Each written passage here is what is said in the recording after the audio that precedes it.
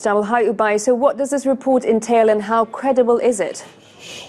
Well, actually, this is the latest data point that's being leaked by the American intelligence community on the Jamal Khashoggi saga. And apparently, it seems that this was a signal intelligence intercept of the phone of Mohammed bin Salman, allegedly more than likely conducted by the American National Security Agency, when Mohammed bin Salman, the Crown Prince of Saudi Arabia, was speaking with one of his senior aides, where in 2017, where allegedly Mohammed bin Salman said that Jamal Khashoggi would be brought back to Saudi Arabia with a bullet if he did not agree to come back voluntarily. At that point, the Crown Prince, according to the intelligence that's been leaked to the American media, was severely concerned that Jamal's writings as a journalist for the Washington Post were undermining Mohammed bin Salman's position in Saudi Arabia. This was around the time when the Crown Prince launched his vision for Saudi Arabia as part of his ostensible reform plan. But he was concerned that Jamal Khashoggi at that point had become a major critic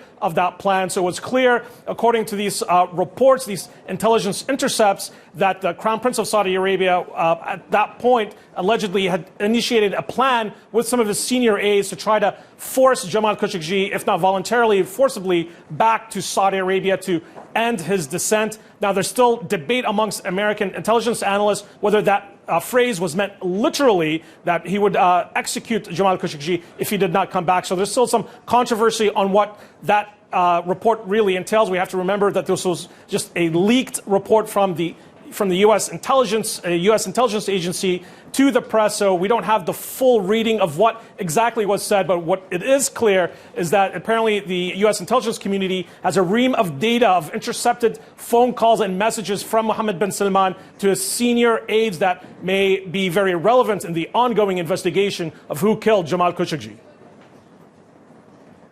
And how do you think it will impact the ongoing investigation, Oubai? Well, that's the other major point of contention here on whether alleged intelligence intercepts of Mohammed bin Salman's phone could then be used as part of either an international UN-mandated investigation or in a court of law. There's a big difference between evidence that's admissible in a court of law and intelligence, especially if it's sensitive intelligence from either an American intelligence agency or from a separate intelligence agency. And another question whether or not the U.S. government would then declassify that intelligence so that it could be used by either the UN or other courts as part of an ongoing investigation. Right now, as it stands, both Turkey and Saudi Arabia ostensibly are working as part of a joint investigation on the killing of Jamal Khashoggi, although there's serious concern in Ankara on whether or not Saudi Arabia is willing to be forthcoming in order to get to the bottom of the killing. Many thanks for that.